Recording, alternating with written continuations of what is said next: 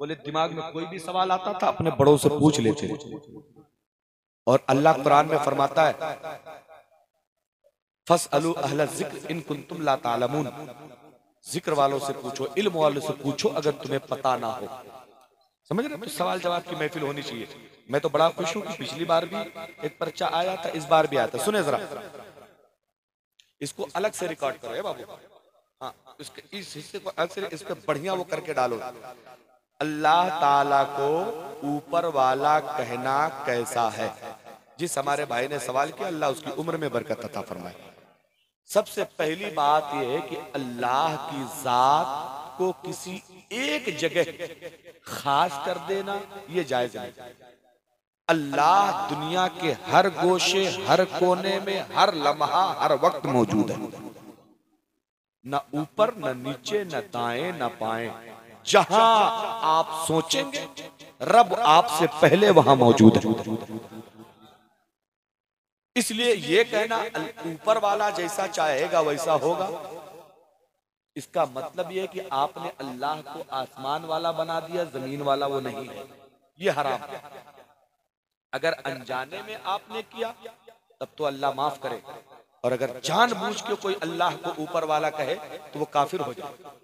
अगर मसला जानता है उसके बाद भी कहे कि अल्लाह ऊपर रहता है, ये अल्लाह ऊपर है, तो फिर समझ लो कि ईमान का तोता उड़ने में देर नहीं लगेगी। इसलिए अकीदा ये होना चाहिए हम सुन्नियों का और पूरी दुनिया का कि अल्लाह हर जगह था, हर जगह है और हर जगह, पूरा जोर से बोलिए, हर जगह था, हर जगह है, हर जगह हमेशा था, हमेशा है, हमेशा। ये पहले सवाल का जवाब। दूसरा क्या है? मस्जिदों को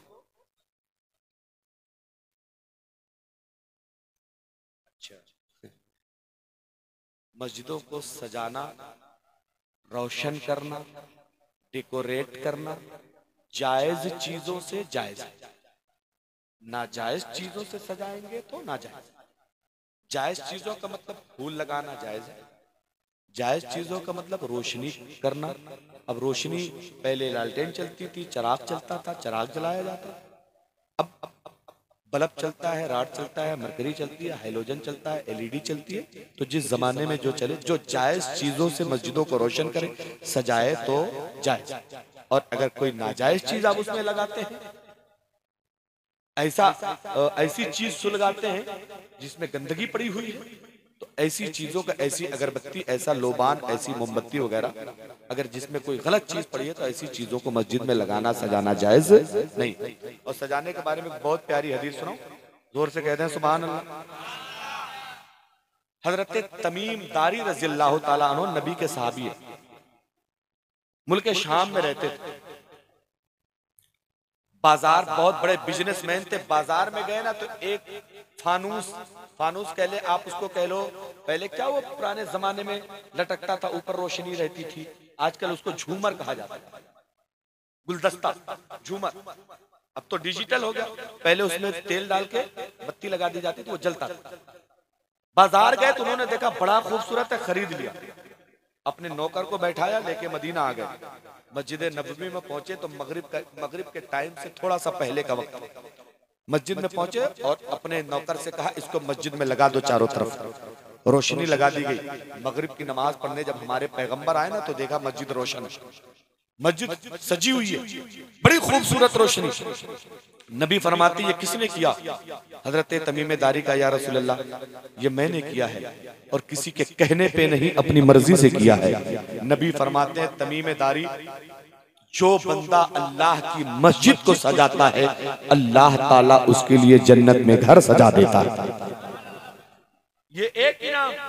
आगे हजरत तमीम दारी से मेरे मुस्तफा फरमाते, तमीम दारी तुमने इतना अच्छा काम किया है, अगर मेरी कोई बेटी होती तो मैं उसका तुमसे निकाह कर देता, लेकिन मेरी बेटियों की तो शादी हो चुकी है।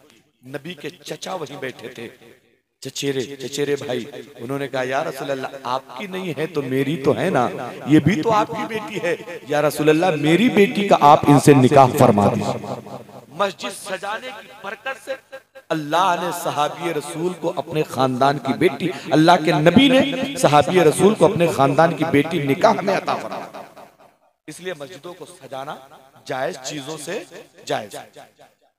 तीसरा सवाल हजरत, वो तो यार पहले ही बता दिया मैंने, ये सवाल आने से पहले बताया ना, इमामों को सताना जायज नहीं, इमामों को तड़पाना, वक्त पे उनकी तनख्वाहें दे दे, और अगर उनसे कोई गलती हो जाए, इंसान है वो, फरिश्ते नहीं है, कोई गलती हो जाए ना तो उस गलती को मजमे में ले जाके मत बताओ, किनारे बुला लो इमाम साहब को, उनको बता दो हजरत ये कमी है, गांव में इस पे बातचीत होने लगेगी, लोग बुरा भला कहेंगे।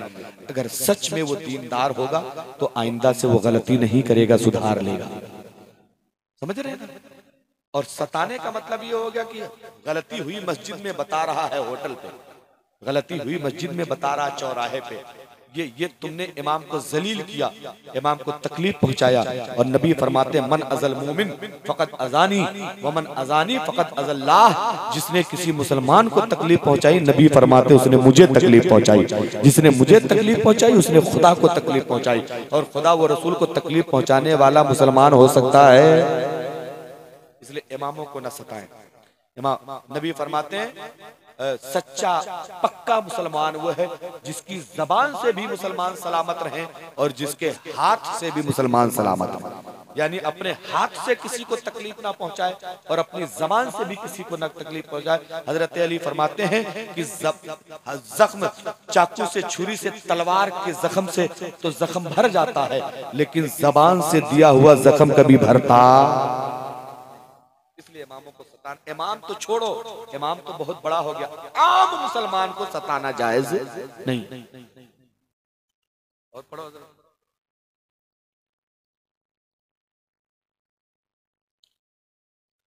देखिए, सुन्नत है तकबीर को बैठ के सुना जाए। जब मुअज्जिन हय्या अलस सलाह और हय्या अलल फलाह पे पहुंचे तब खड़े हुआ जाए, ये सुन्नत। और आजकल ये सुन्नियों की पहचान है। कहीं मस्जिद में आप जाएं, अगर तकबीर शुरू होते ही सब फटाफट खड़े हो गए तो समझ लो माल डुप्लीकेट है, डबल 12 कंपनी वालों की मस्जिद है। और अगर बैठ के सुनने और अंगूठा चूम रहे हैं तो फिर समझ लो माल ओरिजिनल है। समझ रहे हैं? इस पे बहुत गुफ्तगू की जा सकती है, बहुत लंबी बहस हो सकती है। बस इतना जान लें कि अहले सुन्नत वल जमात के नजदीक, इमाम आजम अबू हनीफा के नजदीक तकबीर बैठ कर सुनना वाजिब। हदीस पाक में आया, जो बंदा तकबीर बैठ के सुनता है और हय्या अलस सलाह हय्या अलल फलाह पे खड़ा होता है, अल्लाह ताला उसकी मगफिरत फरमा देता है।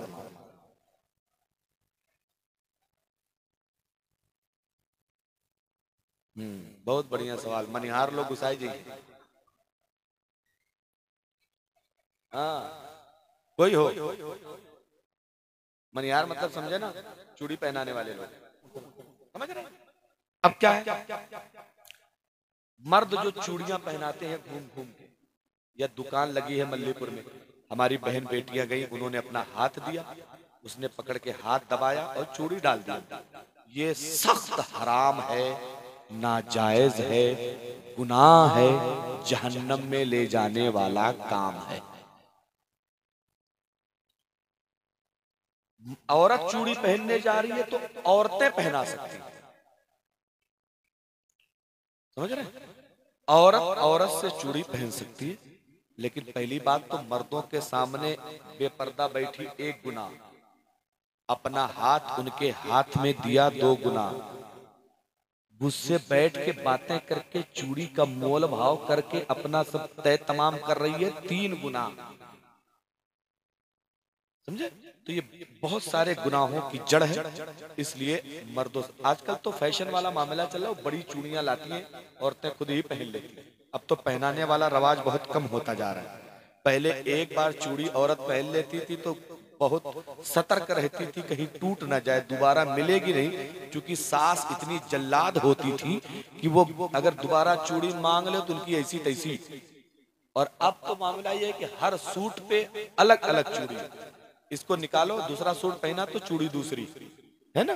इसलिए चूड़ियां मर्दों से पहनना, गैर मर्द महरम और ना महरम, गैर महरम दो होते हैं, इसको समझ लो पहले। जिन मर्दों से आपका निकाह जायज है उनसे पर्दा फर्ज, बस सीधा सीधा फार्मूला। जिन मर्दों से जिंदगी में निकाह हो सकता है उन मर्दों से आप पर पर्दा फर्ज, और जिन मर्दों से निकाह नहीं हो सकता उनसे पर्दा जरूरी नहीं। जैसे बाप से बेटी का निकाह नहीं हो सकता, इसलिए बेटी के लिए बाप से पर्दा जरूरी। पर्दे का मतलब क्या? पर्दे का मतलब यह कि बाल अगर कभी खुले हैं बाप के सामने तो खोल सकती है, हाथ की आस्तीन चढ़ी है तो चल सकता है, चेहरा खुला है चल सकता है, पैर खुली है, पिंडली खुली है, चल। अब वो चीजें जिनको शर्मगाह कहा जाता, शर्म की, वो बाप के सामने भी खोलना जायज है, समझ रहे? और जिन मर्दों से निकाह हराम है उनसे पर्दा ना करने में थोड़ी सी इजाजत है, और जिनसे निकाह जायज है उनसे पर्दा वाजिब है। जैसे बहनोई से निकाह जायज है लेकिन साली पर्दा करत तो बहनोई इतना कमीना कहा था, साली है मतलब आधी घरवाली है। देवर भाभियों में बहुत सब, देवर को अल्लाह के नबी ने मौत बताया भाभियों के लिए। बहुत सारे कांड आपने सुने होंगे, देखे होंगे कि भाई गया कमाने, इधर भाभी देवर के साथ अपने काम में लगी पड़ी, होता नहीं ऐसा। इसलिए देवरों को, भाभियों पर लाजिम है कि देवरों से पर्दा करें। और तीसरा सवाल चौथा, गुर्दा, किडनी, वो जो आता ना उसको किडनी कहते हैं, गुर्दा कहते हैं। गुर्दा खाना शरीयत में जायज है लेकिन मुस्तफा ने उसे पसंद नहीं फरमाया। एक होता है जायज, एक होता है पसंद। जैसे क्या कहते हैं, दस्त, सरकार दस्त खाते थे, आगे वाली बकरे के आगे वाला जो पैर होता था वो जो पूरा ऐसा कहते हैं दस्त, वो सरकार को पसंद, और सरकार को ये क्या कहते हैं गुर्दा पसंद है। उसकी वजह क्या थी? जायज है, सरकार ने मना नहीं फरमाया। अगर वो खाना जायज नहीं होता तो सरकार मना फरमा देती, मना नहीं फरमाया। क्यों सरकार को पसंद नहीं था? चूंकि गुर्दे का काम है पेशाब को फिल्टर करना। किडनी का क्या काम है? पानी जो आप पीते हैं, पानी से कैल्शियम को छांट के अलग करना, फालतू पानी को पेशाब बना के पेशाब की नली से बाहर निकाल देना, ये काम है गुर्दे का। तो उसमें पेशाब का आना जाना लगा रहता था, इसलिए मुस्तफा ने उसे पसंद नहीं फरमाया। खाना जायज है, कोई खाना चाहे तो उसमें कोई हर्ज नहीं, बल्कि ओझड़ी ना जायज है। कि हमारी औरतें बनाती हैं ओझड़ी ना तो पसीना पसीना हो जाती है, इतनी मेहनत से ओझड़ी बनाती है कि अगर इतनी मेहनत से शौहर का कपड़ा धोए दे तो अल्लाह की वलिया बन जाएगी। लेकिन वो साबुन वो लगा चूना लगा फलाना लगा, कहते अरे हजरत बकरे की ओझड़ी है। अरे तो बकरे का गोबर भी तो होता है, ओझड़ी खाना जायज नहीं है, उससे बचना वाजिब। और बताओ। हाँ, बहुत बढ़िया सवाल। जोर से इस सवाल करने वाले के दिमाग को 1000 तोपों की सलामी, जोर से कह दो सुभान अल्लाह।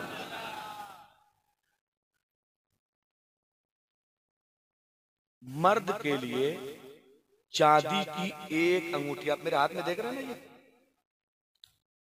चांदी की एक अंगूठी जिसका चांदी का वजन, ये नग छोड़ के, ये नग जो है ना पत्थर, इसको छोड़ के जिसकी चांदी का वजन 4.5 माशा, कह लीजिए 4 ग्राम से कम चाहिए।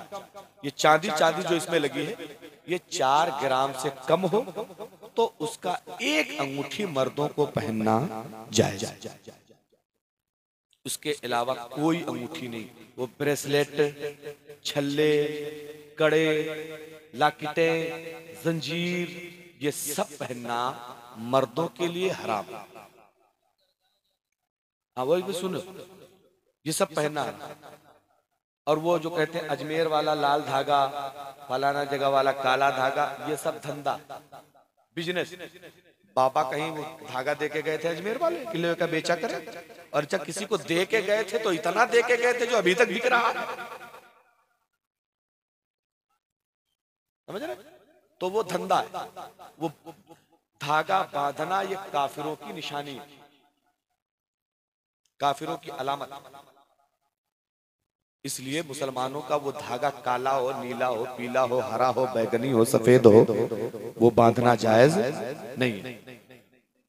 समझ रहे हैं ना? अगर कोई मर्ज है आपको, उधर ना बतियाओ, जवाब सुनना तो इधर सुनो, तुम हो जान ले हाफिज जी हो ना, नहीं वो निकाल देगा बच्चा। अगर कोई मर्ज है आपको, जैसे मिसाल के तौर पे हाथ में दर्द है, आपने पड़वा के गंडा बांध लिया तो वो जायज, लेकिन तब तक जब तक दर्द हो, उसको फैशन मत बना। हाँ, जब तक जरूरत है तब तक। अज़रूरात, शरीयत का एक ज़ाब्ता, अज़रूरात तुबीहुल महज़ूरात, जरूरतें कभी कभी नापसंद चीजों को भी मुबाह बना देती है। जैसे आपको पेशाब लगी है, हुक्म क्या है शरीयत में? बैठ के किया जाए, लेकिन कोई ऐसी जगह जहां बैठने का जुगाड़ ही नहीं, ऐसी जगह जहां कीचड़ है, ऐसी जगह जहां गंदगी है, बैठेंगे तो और कपड़े खराब होने का डर है। ऐसी जगह पे शरीयत ने इजाजत दिया कि खड़े खड़े पेशाब करना जायज, लेकिन जहां बैठने की सहूलत है वहां खड़े होके करना जायज नहीं। अब ये कोई कोई 10 उंगली में अंगूठी पहने रहता है, लटा जटा लटकाए रहता है। आजकल तो नौजवान टी शर्ट पहनता है, मुंह बना रहता है शैतान वाला, लड़का देख ले तो डरा जाए तुरंत। चांददार की तस्वीर कपड़े पे लगी हो, ऐसा कपड़ा पहनना जायज नहीं। कान छिदवाना, मर्दों का नाक छिदवाना, ये हराम है, ये जायज नहीं। आजकल लड़के छिदवाते हैं ना। अच्छा, जब लड़कों ने छिदवाना शुरू किया तो लड़कियों ने कहा अच्छा वही काम कर रहे हैं जो हम कर रहे हैं, तो लड़कियों ने 2 मंजिला करवा दिया, एक छेद के ऊपर एक छेद और हजरत। और कोई कोई लड़के देखो 2 छेद करवाए तो उन्होंने 3 मंजिला, 4 मंजिला, 5 मंजिला करा। हम चले गए नेपाल, एक जगह देखे एक औरत के 7 छेद है एक के कान में। हमने कहा या अल्लाह, ये कान है कि छेद का कारखाना है? ये जायज। अच्छा, अगर एक को छेद, चाचा एक को छेद अगर खाली रह गया, सब भरा है, 5 छेद करवाए, अगर 4 छेद में शौहर ने चांदी सोना कुछ न कुछ पहना, एक छेद खाली है, तो पता है मोहल्ले की सारी औरतों को दिखाए दिखाए, बहन जब से इनके घर आए हैं तब से इनके जुड़ते नहीं है, इनकी कमाई में अटते नहीं है, कान सुना सुना पड़ा। ये नहीं बता रही हम कारखाना खोले पड़े हैं। अरे मर्द की जिम्मेदारी एक छेद भरना है, पूरा कारखाना बना पड़े, ये जायज नहीं। और मर्दों का कान छिदवाना, उसमें रिंग पहनना, ये जायज है। और औरतों के लिए सुन लो, औरतों को खाली सोना चांदी हीरे जवाहरात यही पहनना जायज है। आजकल जो आर्टिफिशियल वाले सब चल रहे हैं ना, ये आर्टिफिशियल वाले जो चल रहे हैं ये सब नाजायज है। चूड़ियां, ब्रेसलेट, ये जो चल रहे हैं एल्युमिनियम के, जस्ता के, स्टील के, तमाम लोहे के, तांबे के, पीतल के, किसी तरह का जेवर पहनना जायज नहीं। सिर्फ चांदी सोना हीरा जवाहरात, इन्हीं 4 चीजों का पहनना जायज है। ये जो आर्टिफिशियल वाला चल रहा है ना, वो नाजायज है। और ये जो मैकअप्पा लगा रही है, मैकअप्पा लाली लग रही है, लाली लग रही है, फावड़ा से लगाया है, इतनी चौड़ी चौड़ी। हाँ, और मेरी बहनों उठा के मोबाइल से जरा एक बार सर्च करके देखो, लाली में सुअर की चर्बी मिली रहती है। जो लालियां लगाती हो तुम अपने मुंह पे, वो सुअर की चर्बी, उसकी चिकनाई बनी रहे, उस चिकनाई को सलामत रखने के लिए चर्बी मिलाई जाती है जानवरों की। और वो बनाने वाली कंपनियां क्या मुसलमानों की हैं? उनको गाय की मिल जाए गाय की, भैंस की मिल जाए भैंस की, बैल की मिल जाए बैल की, सुअर की मिल जाए सुअर की, कुत्ते की मिल जाए कुत्ते की, उनको क्या लेना देना इससे?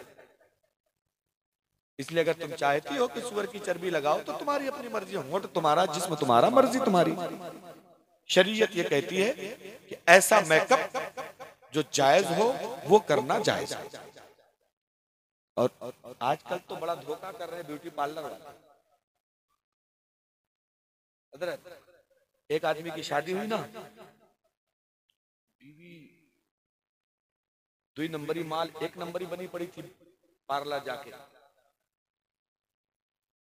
रात में तो बड़ी अच्छी लग रही है, पूरा फुल मेकअप और चमचमुआ वाली लाइट मरकरी की पड़ रही है धक्का धक।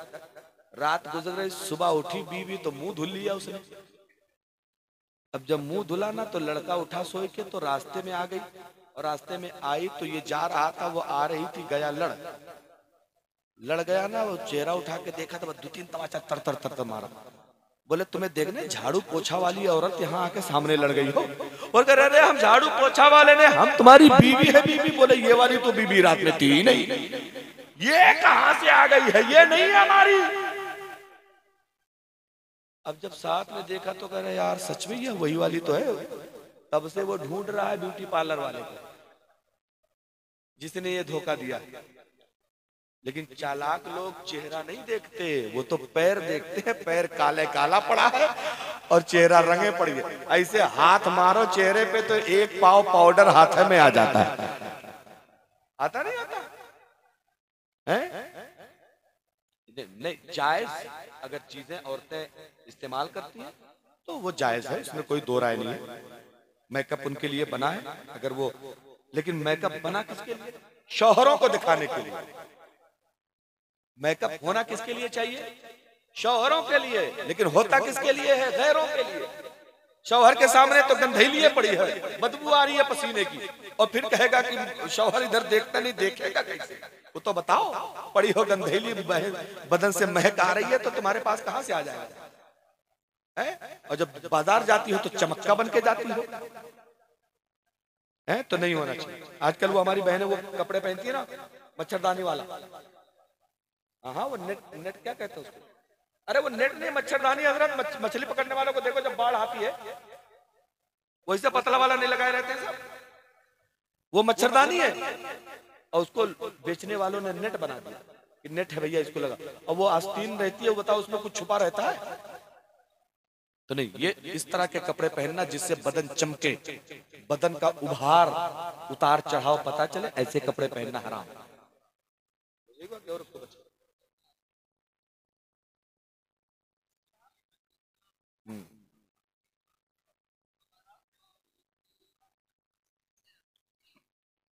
नहीं ठीक, सवाल सुने।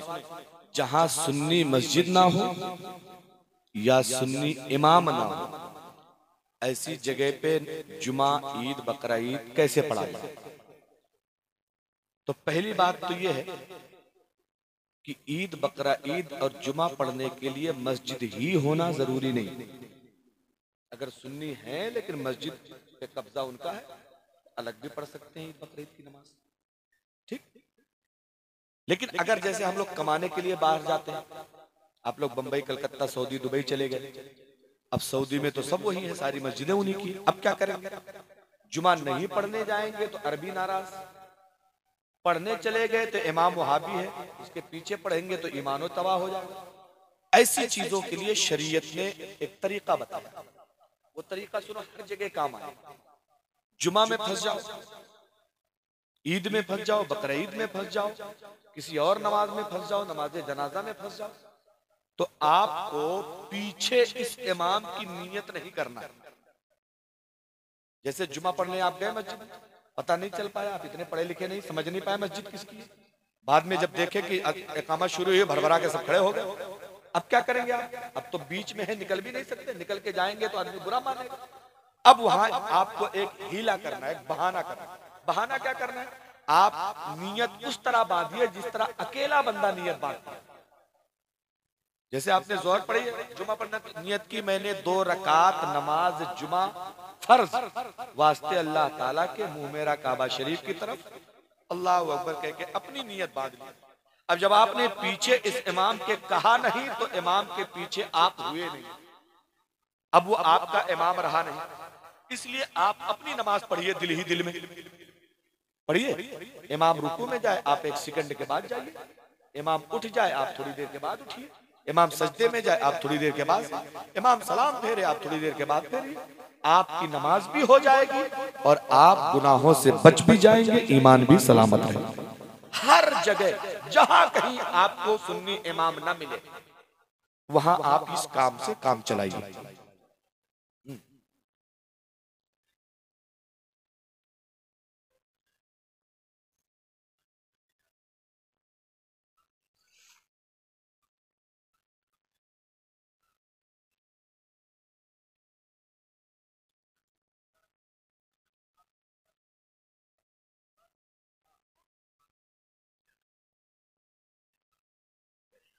हो गया सवाल? सवाल ये है कि चलो यहां हम बच गए, हज करने गए तो हज में इमाम उनका, मस्जिदें उनकी, खाने काबा पे कब्जा उनका, तो वहां क्या करेगा आदमी? तो बाबू सबसे पहली बात यह है कि हज में हाजी पर कोई अलग से नमाज फर्ज है ही नहीं। सिर्फ वही 5 नमाजें हैं जो यहाँ है। अलग से वहां बकरीद की नमाज नहीं है। जैसे हम लोग बकरीद की 2 रकात पढ़ने जाते हैं, वो काबे में नहीं, हाजी पर नहीं पढ़ते। अब अल्लाह ये बहुत अच्छे से जानता था एक जमाना आएगा जहां गैरों का कब्जा होगा, सुन्नी हाजी जाएंगे, नमाज अगर हज में डाल देंगे तो मजबूरन उनके पीछे पढ़ना पड़ा। इसलिए अल्लाह ने नमाज हज में कोई नमाज रखी ही नहीं, बल्कि अल्लाह हम लोगों वाला काम उनसे करवाता। पता है सुन्नी तो मस्जिदों की सफाई करता है ना, तो उनसे हाजियों का चप्पल उठवाता है। अल्लाह उठाओ, तुम गुस्ताखी करोगे हम तुमसे चप्पल उठवाएंगे हाजियों का। और तवाफ क्यों किया जाता पता है? तवाफ में हुक्म यह है कि 3 चक्कर सीना तान के चलो। तवाफ का पहला 3 चक्कर और 4 चक्कर सीना नीचा करके चलो। क्यों?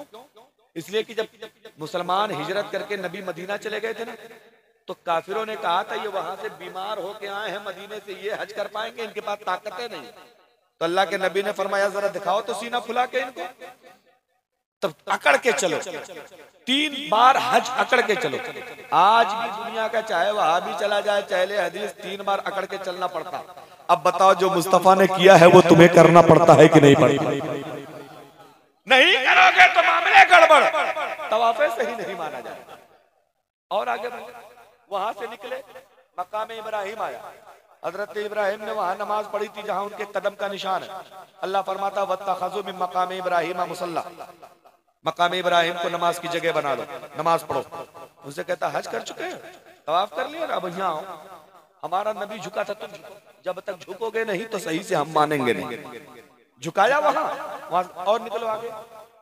सफा मरवा आया, हजरत हाजरा दौड़ी थी, दौड़ी हो नहीं तो चाहे बूढ़े हो, लूले हो, लंगड़े हो, दौड़ो। यहाँ हमारी नेक बंदी दौड़ी थी, तुम्हें भी दौड़ना पड़ेगा। दौड़ा दिया। अब जो कहते हैं अल्लाह के वलियों से, वो हजरत हाजरा जो दौड़ी थी वो कोई अल्लाह की नबी थोड़ी थी, वली थी, नेक बंदी थी। और नेक बंदों की याद को ताजा ही करने का नाम तो हज है। दौड़ा दिया और निकलो। वहां से निकले, अच्छा चलो तुम्हारे बाप दादा ने जो गलती करी थी उनको कंकर मारो। ये तुम्हारे दादा थे, शैतान आया था हजरत इब्राहिम को बहकाने के लिए। तो जब ये लोग शैतान को कंकरी मारते होंगे ना वहां भी देवबंदी, सच में शैतान भी कहता होगा भैया सुन्नी मारे तो मारे, तुम तो अपने आदमी हो। अरे सुन्नी मारे तो समझ में आता है कि हमारी पार्टी का नहीं है। अरे तुम मार रहे हो यार, तुम तो अपने आदमी निकले। तो कंकर मरवाता कि नहीं मरवाता? और एक को नहीं, तीनों शैतानों को मरवाता। और वहां शैतान बैठा है क्या जो आया था बहकाने? नहीं, खाली जहां जहां उसने बहकाया था अल्लाह ने वहां के यादगार बनाया। बोले तुम मेरे नबी को बहकाओगे, कयामत तक तुम्हें पत्थर हम मार खवाएंगे और तुम्हारे अपनों से मार खवाएंगे। तो ये सब हज में होता है, लेकिन नमाज है ही नहीं। अल्लाह जानता था कि ये लोग गड़बड़ करेंगे किसी जमाने में, इसलिए नमाज है ही नहीं। वही नमाज जो हर जगह पढ़ते हो वहां पढ़ लो। और वहां भी जुमा आता है। हाजी जब जाता है तो महीना भर रहता है तो जुमा पढ़ता है, उस पर भी लाजिम नहीं। ऐसी जगह जहां सुन्नी इमाम ना हो, ऐसी जगह पे बंदे पे जुमा वाजिब नहीं है, उसकी जगह पे जोहर पढ़ो। और जोहर घर पे पढ़ लो, दुकान पे पढ़ लो, रूम पे पढ़ लो, मकान पे पढ़ लो।